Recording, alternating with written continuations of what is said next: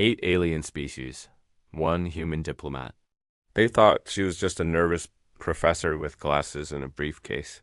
They were wrong. Dr. Elena Vasquez was actually Colonel Elena Vasquez, and she was about to teach the galaxy's most powerful civilizations why you never threaten the species that learned warfare by fighting themselves.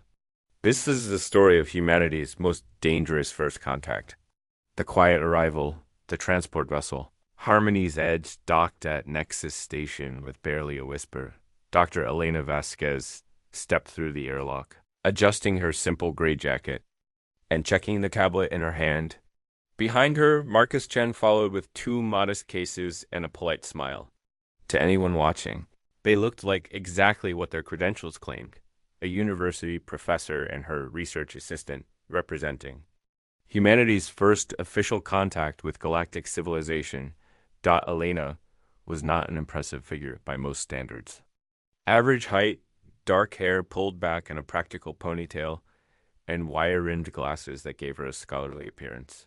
She moved with the careful precision of someone used to handling delicate equipment in laboratory settings. Marcus appeared, even less remarkable, a quiet young man with kind eyes who seemed more interested in his datapad than the incredible alien architecture surrounding them.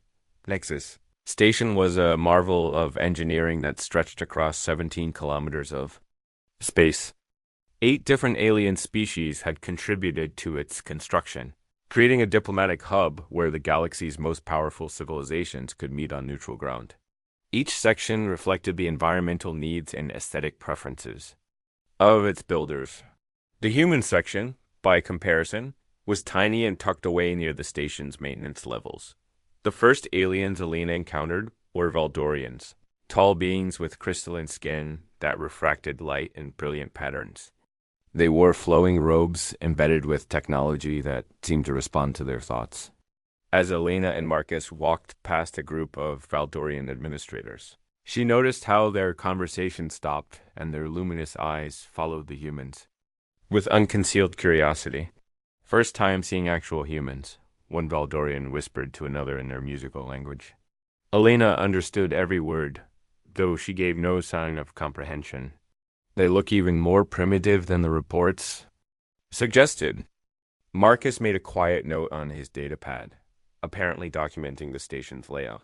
In reality, he was recording the positions of security sensors and communication relays. Every piece of information would be valuable for what was to come. The corridor opened into the Grand Assembly, where representatives from all 8 member species conducted their daily business. The Thrakari delegation was impossible to miss massive reptilian beings whose scales shifted color with their emotions. Currently, those scales showed patterns of amusement and disdain as they watched the human arrivals. Their leader, or speaker, Danth, stood nearly 3 meters tall and wore armor that looked like it could stop small meteors dot near the central information hub. The Coven Collective worked in perfect synchronization. These insectoid beings shared a group consciousness that allowed them to process information at incredible speeds. Dozens of Corvin drones moved between workstations while their prime node observed everything with compound eyes that missed no.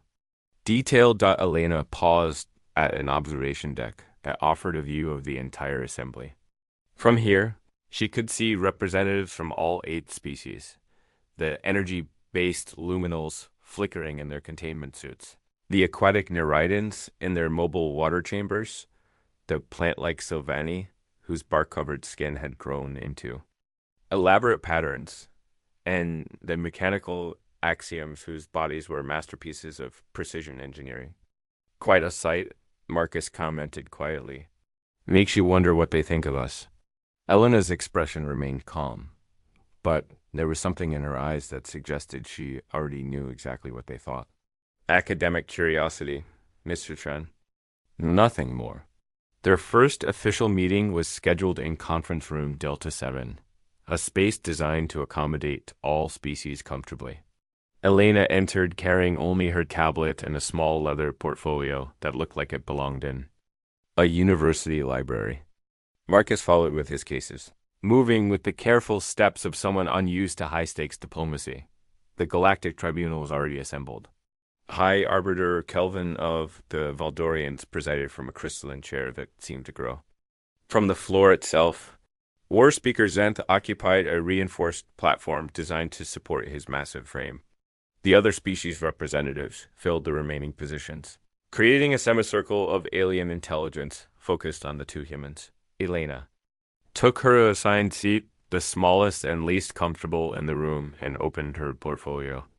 Inside were handwritten notes, printed research papers, and what appeared to be a simple wooden pen. Everything about her suggested an academic who was slightly overwhelmed by the importance of the occasion. Dr. Vasquez, High Arbiter Kelvin, began, his voice resonating with harmonic overtones. The Galactic Tribunal welcomes humanity to this historic first contact. We trust your journey was comfortable? Very much so, thank you. Elena replied with a nervous smile.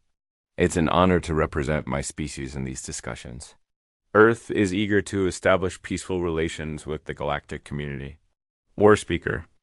Zenth's scales shifted to deeper shades of red and orange colors that Elena recognized as expressions of dominance and territorial assertion.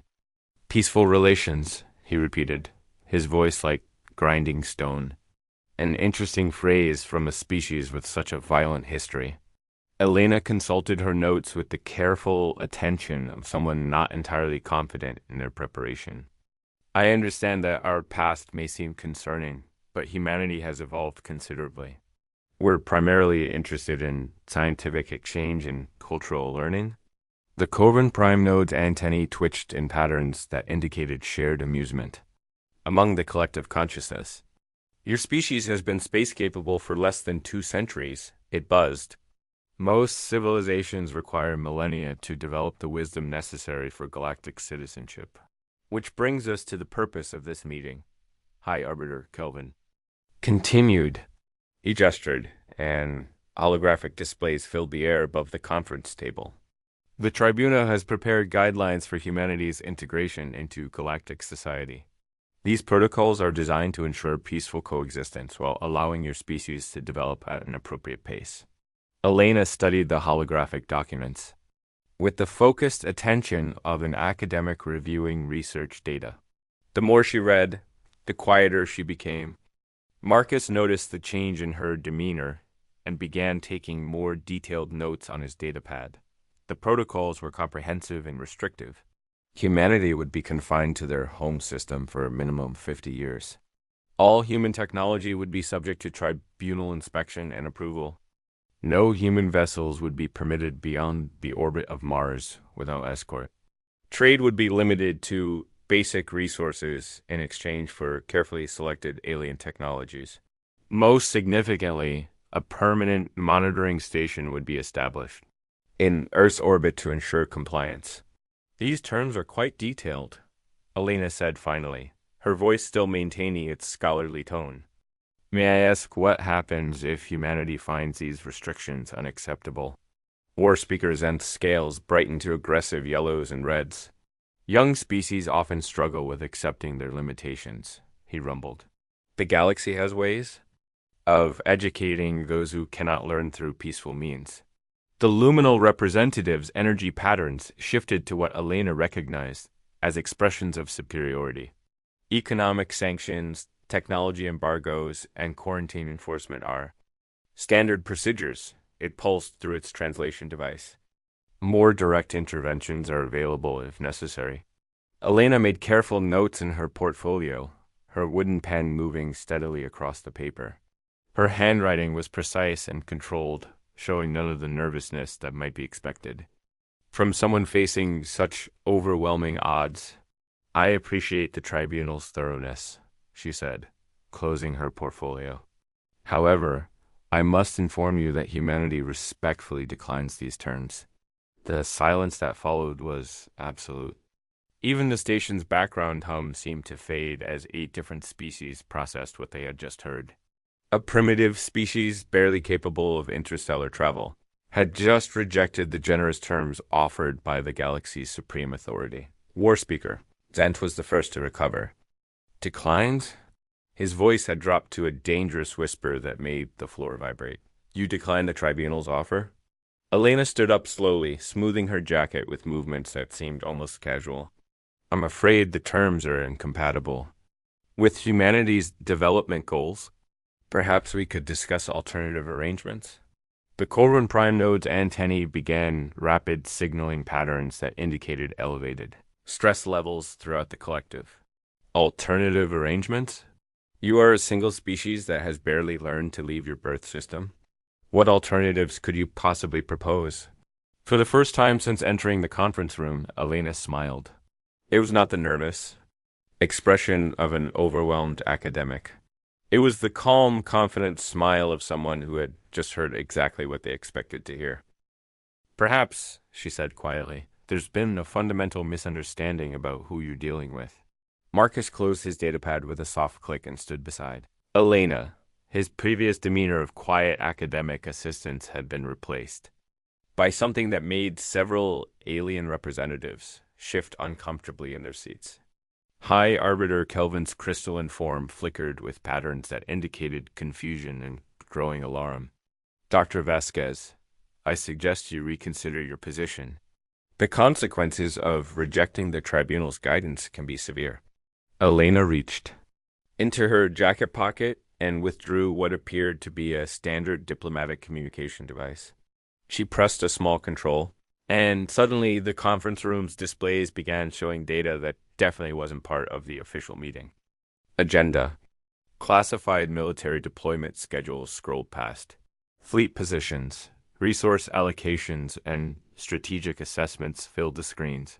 Most disturbing of all were detailed intelligence reports about Earth and humanity reports that contained information no academic delegation should have been able to access. Fascinating reading. Elena commented as she watched the alien representatives realize that their most secure databases had been compromised. Your intelligence on human capabilities is somewhat outdated, though. War Speaker Zenth rose to his full height, his scales now displaying the deep black patterns that indicated extreme threat response. Security, he roared. Arrest these humans immediately. Elena adjusted her glasses with one hand while straightening her portfolio with the other. The movements were still precise and controlled, but there was something different about them. Now, something that suggested that careful precision wasn't academic at all. It was military. Marcus, she said calmly, as armed security forces began converging on the conference room. I believe it's time for these gentlemen to meet the real Dr. Elena Vasquez. Marcus smiled for the first time since boarding the station. Unlike Elena's calm academic expression, his smile was sharp and dangerous. Protocol 7, Doctor. Protocol 7, Elena confirmed. She looked around the room at the assembled representatives of galactic civilization, her eyes now showing a coldness that made several aliens take involuntary steps backward. Gentlemen, I'm afraid there's been a significant intelligence failure on your part. The security forces reached the conference room doors just as Marcus pressed several controls on his datapad. Emergency barriers slammed shut, trapping everyone inside, while simultaneously broadcasting everything that was happening to news networks across the galaxy. Elena removed her glasses and set them carefully on the conference table. Without them, her face looked different, harder, more angular, with the kind of focused intensity that came from years of training in environments where mistakes meant death. Allow me to properly introduce myself, she said as alarms began wailing throughout the station. Colonel Elena Vasquez, Earth Defense Command, Special Operations Division. And this is Master Sergeant Marcus Chun, Intelligence Specialist. The revelation hit the assembled aliens like a physical blow. They had been expecting to negotiate with a nervous academic, and instead found themselves locked in a room with professional soldiers, who had just demonstrated the ability to compromise their most secure systems. You see, gentlemen, Elena continued, conversationally, humanity has been preparing for this meeting for a very long time. Much longer than you realize. She walked to the conference room's main display and input a command that brought up new information, this time showing detailed intelligence about every alien military installation within 50 light years of Earth. Your mistake was assuming that a species capable of interstellar travel would approach first contact without extensive preparation. Did you really believe we would send unprepared academics to meet unknown alien civilizations? War Speaker Zent's scales had gone completely black, a color pattern that indicated maximum threat assessment and combat readiness. This is an act of war, he snarled. The tribunal will respond appropriately. Elena turned to face him directly. And for the first time, the massive alien warrior saw something in her eyes that made him take a step back despite himself. War Speaker, she said quietly, if this were an act of war, you would already be dead. The mask follows the emergency barriers that had sealed conference. Room Delta 7 were designed to contain even the most violent diplomatic incidents. Built from quantum-bonded materials and powered by the station's main reactor, they could withstand direct assault from military-grade weapons. The alien security forces gathering outside found themselves completely unable to breach the room where their leaders were now trapped with two humans, who had just revealed themselves to be something far more dangerous than anyone had imagined. Inside the conference room, Elena stood perfectly still as she watched the alien representatives process what they had just learned. Her transformation from nervous academic to military professional was complete. The scholarly demeanor had been replaced by the controlled presence of someone accustomed to command in life or death situations. Impossible. High Arbiter Kelvin's crystalline form flickered with patterns of disbelief. Our intelligence reports indicated that your diplomatic team consisted of university researchers. Background checks confirmed your academic credentials. Elena smiled, and this time there was genuine amusement in her expression. Oh, my credentials are entirely genuine. I do hold a doctorate in xenocultural studies from Cambridge University. I've published 17 papers on interspecies communication theory. The difference is that I earned those qualifications after completing 23 years of military service, not before. Marcus had moved to a position where he could monitor both the sealed entrances and the alien representatives. His previous nervous energy had been replaced by the efficient calm of a professional soldier. Maintaining situational awareness. Doctor's intelligence work has always been multidisciplinary, he added conversationally. Academic research and field operations tend to complement each other beautifully. War Speaker Zent's massive frame tensed as he prepared for physical confrontation. His species had dominated local space through superior size and strength for millennia. Credentials mean nothing when facing superior force, he growled. You may have deceived your way into this station, but you are still only two humans facing the combined might of 8 species. Elena consulted her tablet with the same careful attention she had shown when reviewing the tribunal's demands. Actually, War Speaker, that raises an interesting point about intelligence gathering. You mentioned that your reports on humanity were comprehensive. May I ask when that intelligence was last updated? The Coven prime node's antennae twitched in rapid communication patterns before responding. Complete analysis was conducted 18 months ago using all available data sources. Human technological and military capabilities were assessed as primitive, but potentially troublesome if left unmonitored. 18 months, Elena repeated thoughtfully. That's unfortunate. You see, human military doctrine emphasizes rapid technological adherence during periods of potential conflict. 18 months is more than enough time for significant developments. She pressed a control on her tablet and the room's displays. Changed to show technical specifications that made several alien representatives lean forward in growing alarm. The data revealed weapons systems, defensive technologies, and military capabilities that were decades ahead of what their intelligence had suggested. Our stealth technology, for example, Elena continued in the same conversational tone, has improved considerably since your last assessment.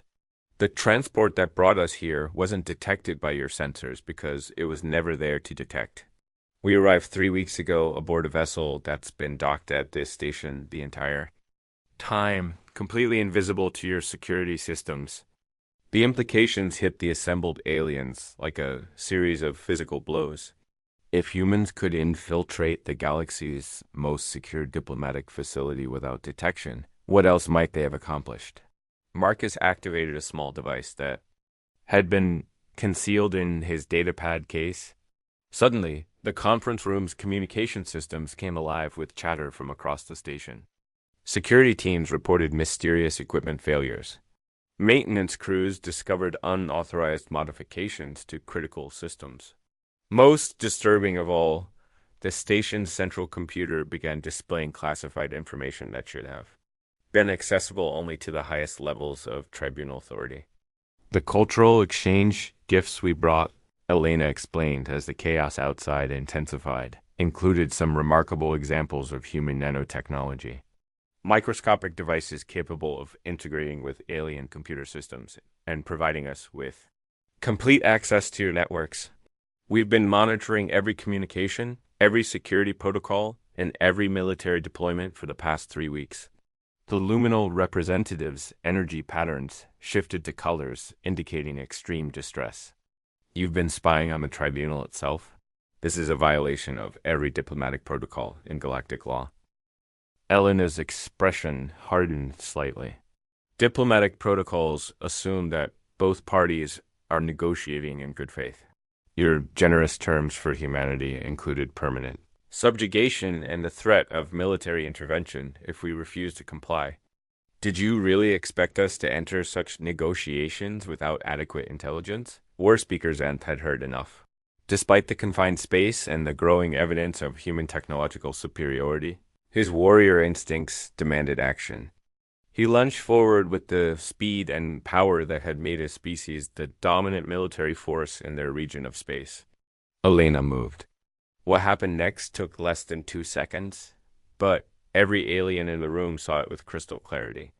Elena's academic jacket flew open, revealing a form that was lean, muscled, and clearly maintained through years of intense physical training.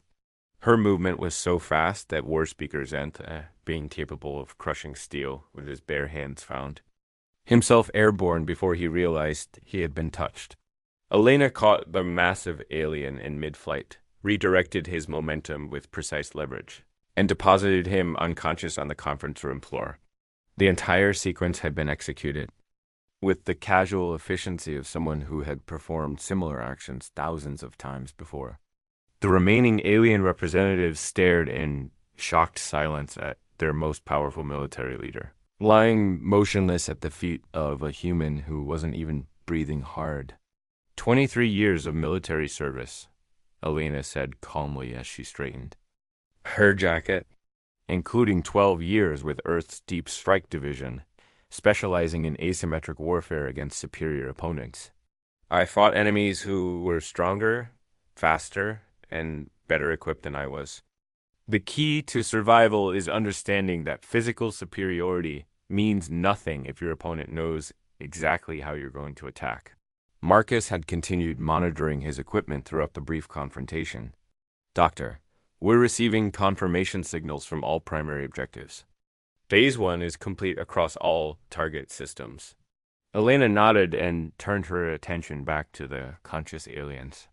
Gentlemen, I should probably explain what Phase 1 entailed. You see, humanity didn't send just one diplomatic team to establish first contact. We sent 47. The revelation sent shockwaves through the assembled representatives. If 2 humans could infiltrate Nexus Station and compromise its security, what had 47 teams accomplished across the galaxy? High Arbiter Kelvin's crystalline form had lost much of its luminous quality. 47 teams. Impossible. Our monitoring systems would have detected multiple human vessels entering tribunal space. Your monitoring systems have been detecting? Exactly what we wanted them to detect, Elena replied. Every major tribunal installation, every military headquarters, every research facility, and every government center now has a human intelligence team embedded within it. They've been gathering data, mapping defenses, and preparing contingency plans for months. The scope of human infiltration was staggering. While the tribunal had been conducting their careful analysis of humanity's primitive capabilities, Humans had been systematically penetrating every aspect of galactic civilization. Marcus consulted his equipment again. We're also receiving updates from the monitoring posts, Doctor. It seems our presence here has triggered some interesting responses across tribunal space. Elena smiled. Ah, yes, the monitoring posts. You see, one of the advantages of having intelligence teams embedded throughout the galaxy is that you can observe how different species react to crisis situations. Very educational from an anthropological perspective. She activated her tablet again, and the display showed real-time footage from across tribunal space. Military commanders were calling emergency sessions. Fleet deployments were being restructured.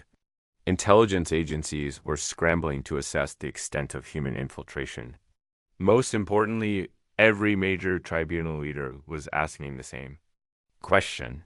If humans could do this as mere newcomers to galactic civilization, what were they truly capable of?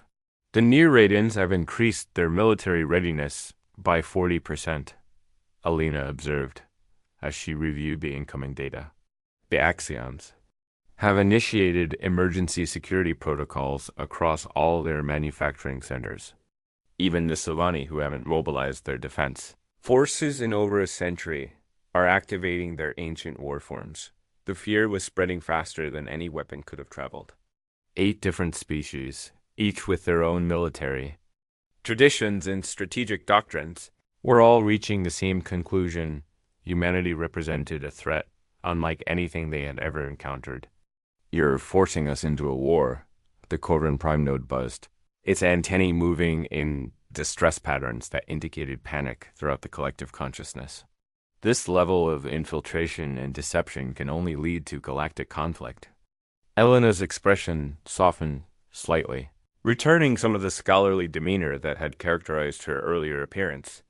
On the contrary, Prime Node, we're trying very hard to prevent a war. You see, the intelligence we've gathered over the past month has revealed something quite troubling about tribunal military doctrine. She accessed a new set of files, and the displays showed detailed analysis of tribunal war plans. The assembled representatives watched in growing horror as their own classified strategic documents appeared before them. Your standard procedure for dealing with problematic young species involves overwhelming military force applied swiftly to prevent resistance. Elena read from the documents. Orbital bombardment of major population centers, followed by ground occupation and the installation of tribunal-controlled governments. Very efficient, very thorough, very genocidal. The aliens shifted uncomfortably as their own war crimes were laid bare. These weren't theoretical plans. They were operational procedures that had been used against dozens of species over the centuries. Elena closed the files and looked directly at each representative in turn. So you see, gentlemen, when humanity received your generous offer of permanent subjugation, we understood exactly what would happen if we refused. The question became, how do we convince 8 militaristic species not to commit genocide against our people? Marcus activated another device, and suddenly the conference room filled with audio from across the galaxy. Emergency communications between tribunal military commanders revealed the growing panic as they realized the extent of human capabilities. The answer, Elena continued, was to demonstrate that humanity is not the primitive species you believed us to be. We needed to show you that any attempt to subjugate or destroy us would result in consequences far beyond what you're prepared to accept. She stood and walked to the conference room's main display, bringing up a final set of documents that made every conscious alien representative take a step backward. This is the complete order of battle for every tribunal military force within 50 light years of Earth, Elena announced. Fleet compositions, deployment schedules, supply lines, communication protocols, and operational procedures. We know where every ship is located, how it's armed, how it's crewed, and how to destroy it. The silence that followed was absolute. The representatives of galactic civilization found themselves staring at intelligence data so comprehensive that it represented complete strategic vulnerability. The 47 intelligence teams weren't just gathering information, Elena continued quietly. They were positioning assets. Right now, every major tribunal military installation has human operatives with the ability to cripple critical systems. At a moment's notice, every supply depot has been infiltrated. Every communication hub has been compromised. War Speaker Zenth stirred slightly on the floor, regaining consciousness just in time to hear Elena's final revelation. If the tribunal chooses to proceed with military action against humanity, she said, you will find yourselves fighting a war against an enemy who knows your every move before you make it, can strike at your most vital assets without warning, and has already positioned the tools necessary to dismantle your entire military apparatus. Elena returned to her seat and picked up her simple wooden pen. As she made notes in her portfolio, she continued speaking in the same calm, academic tone she had used throughout the meeting. Now then, gentlemen, shall we discuss some alternative arrangements for humanity's integration into galactic civilization?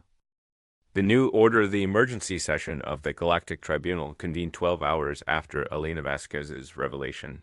Representatives from all 8 member species had spent those hours in frantic communication with their home governments, military commanders, and intelligence agencies. What they discovered during those desperate consultations had fundamentally altered their understanding of humanity's place in the galaxy. The conference room had been reconfigured for a much larger assembly, where before only the primary representatives had been present. Now each species had brought their military advisors, intelligence chiefs, and emergency response coordinators.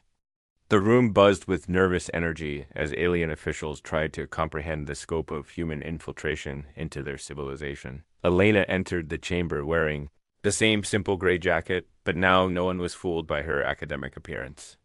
She moved with the confident stride of someone who held all the advantages in an impossible situation. Marcus followed, no longer bothering to maintain his previous nervous demeanor. His alert eyes cataloged every security measure, every potential threat, and every alien expression in the room. High Arbiter Kelvin called the session to order, his crystalline form flickering with patterns that indicated barely controlled stress. The tribunal has reviewed the intelligence provided by the human delegation, he announced, his harmonic voice carrying undertones of defeat. We have confirmed the accuracy of the data regarding our military deployments and strategic capabilities. War Speaker. Zenth remained standing despite the obvious discomfort of his recent unconsciousness. His scales displayed deep purple patterns that Elena recognized as expressions of grudging respect mixed with continued hostility. Our military analysis indicates that humanity has achieved strategic parity through infiltration and intelligence. Gathering rather than technological or numerical superiority, he rumbled. This represents a form of warfare that the tribunal has not previously encountered.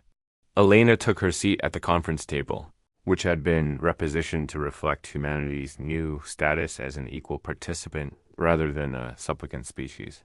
War Speaker, I appreciate your military assessment, but I should clarify something important. What you've seen so far represents preparation, not warfare. Humanity hopes these capabilities will never need to be used in actual conflict.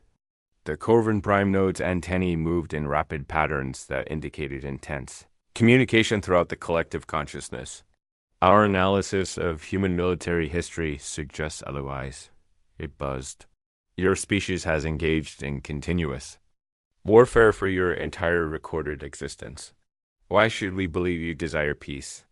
Elena opened her portfolio and withdrew a data crystal that she placed on the table's central display interface. Immediately, holographic projections filled the air above the assembled representatives, showing detailed analyses that made several aliens lean forward with renewed interest. Because our continuous warfare taught us something that your species apparently never learned, Elena replied calmly. The cost of conflict always exceeds the benefits of conquest. Humanity learned this lesson through centuries of bitter experience. We perfected the art of war precisely so we would never have to use it. The holographic displays showed human military doctrine, but not the aggressive expansion strategies that the aliens had expected.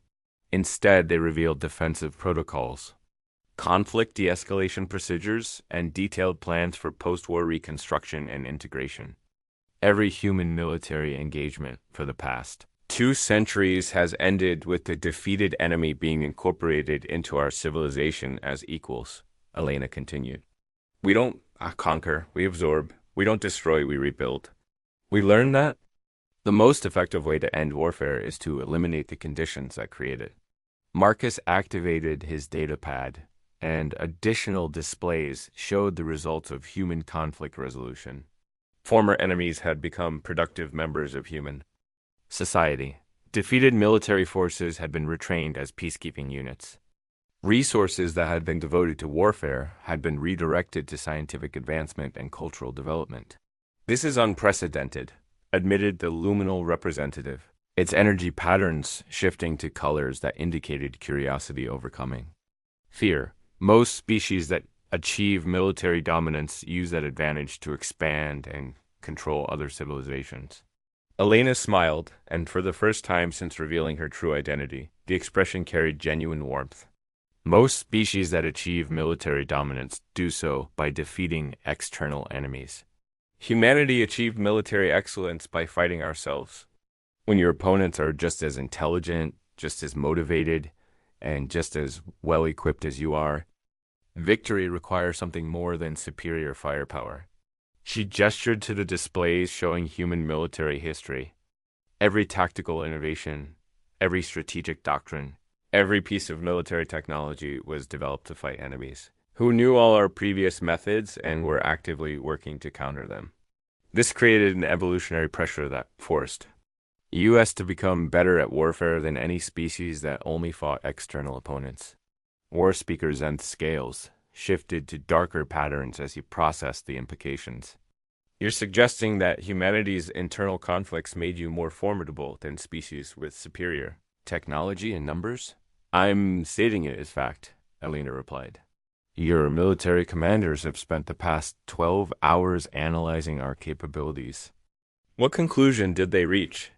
The silence that followed was answer enough. Every military analysis had reached the same disturbing conclusion.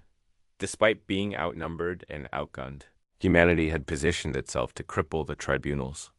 Entire military infrastructure within hours of conflict beginning.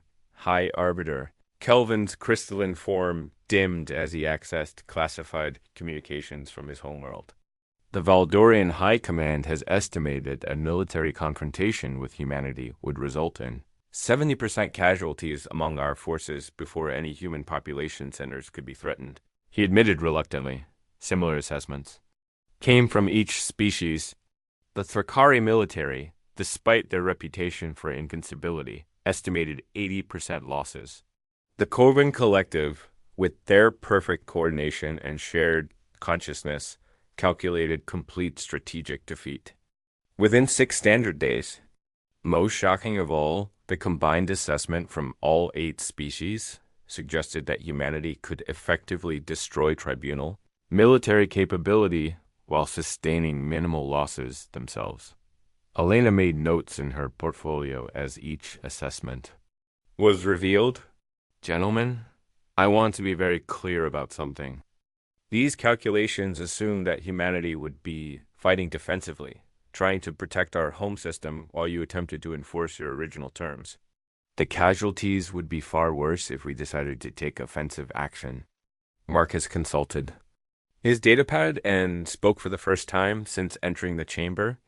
Doctor, we've received confirmation that all embedded assets are ready for Phase 2 operations if required. The alien representatives exchanged glances filled with growing alarm. If Phase 1 had involved intelligence gathering and positioning, what would Phase 2 entail? Elena closed her portfolio and looked around the assembled aliens with the calm attention of a professor addressing a particularly challenging class. Phase 2 would involve the systematic dismantling of tribal military and governmental infrastructure across all member systems. Not destruction dismantling. We would remove your ability to wage war or govern your populations, but we would leave your civilizations intact. She activated her tablet and new displays showed operational plans that made the assembled military commanders shift uncomfortably in their seats. The level of detail was extraordinary. Human planners had identified every critical system, every key facility, and every essential function that maintained galactic civilization. The goal would be to force a complete reorganization of galactic government with humanity in a leadership position. Elena continued matter-of-factly, "Your species would retain autonomy over internal affairs, but external policy and military action would be subject to human oversight." The scope of human planning was breathtaking. They hadn't simply prepared to defend themselves. They had developed comprehensive strategies for conquering and reorganizing the entire galaxy. "This is madness," the Nereid representative gurgled. "Through its aquatic translation device, you're describing the complete subjugation of 8 spacefaring civilizations by a single species that achieved interstellar travel less than 2 centuries ago." Elena's expression softened, and she leaned back in her chair with the relaxed posture of someone who held all the advantages in a negotiation. "Actually, I'm describing what would happen if the tribunal forced humanity into a defensive war. But that's not what we want." She stood and walked to the main display, bringing up a new set of documents that caused a stir of surprise among the assembled aliens. These weren't military plans or intelligence assessments. They were detailed proposals for cooperation, technological exchange, and mutual development. "What humanity wants is partnership," Elena announced. "We want to contribute to galactic civilization, learn from your experiences, and share our own innovations. We want to explore the galaxy together, solve scientific challenges cooperatively, and build something better than any of our species could achieve alone." The proposals were remarkable in their scope and generosity. Humanity offered to share advanced stealth technology, military doctrine, and intelligence capabilities with the tribunal. In exchange, they requested access to alien scientific knowledge, cultural exchanges, and cooperative exploration of uncharted regions. "The choice is yours," Elena said as she returned to her seat. "You can attempt to enforce your original terms and face the consequences of a war you cannot win. Or you can accept humanity as an equal partner and help us build a galactic civilization that benefits everyone." War Speaker Zenth had been silent during Elena's presentation, his scales shifting through complex patterns that indicated deep thought. When he finally spoke, his voice carried a different tone than before, still strong, but no longer threatening. "Your species has demonstrated capabilities that exceed our expectations," he admitted. "But partnership requires trust. How can we trust a species that infiltrated our most secure facilities and compromised our military systems?" Elena smiled, and this time the expression was genuinely amused. "War Speaker, you just described exactly why you can trust us. If humanity wanted to destroy or conquer your civilizations, we could have done so at any time over the past 3 weeks. Instead, we chose to reveal our capabilities and offer partnership." Marcus activated his datapad one final time, and the displays showed real-time status reports from across tribunal space. Every embedded human team was standing down, withdrawing from sensitive positions and offering to share their intelligence with local authorities. "As a gesture of good faith," Elena announced, "humanity is providing the tribunal with complete details of our infiltration operations. You'll receive technical specifications for our stealth technology, locations of all embedded assets, and methods used to compromise your security systems. This information will allow you to prevent similar infiltrations in the future." The generosity of the offer was staggering. Humanity was voluntarily giving up the advantages they had spent months developing and positioning. High Arbiter Kelvin's crystalline form began to brighten as he processed the implications. "You're offering to make yourselves vulnerable to show that you don't intend to use your advantages against us?" "Exactly," Elena confirmed. "Trust has to start somewhere. Humanity is willing to take the first step." The final vote of the Galactic Tribunal was unanimous. Humanity would be admitted as the ninth member species with full partnership status. The restrictive terms that had been proposed initially were replaced with cooperative agreements that benefited all parties. As the session concluded, Elena gathered her simple portfolio and prepared to leave. The same leather case that had seemed so ordinary when she arrived now represented one of the most successful intelligence operations in galactic history. War Speaker Zenth approached her as she reached the chamber exit. "Colonel Vasquez," he said, using her military rank for the first time, "I have one final question."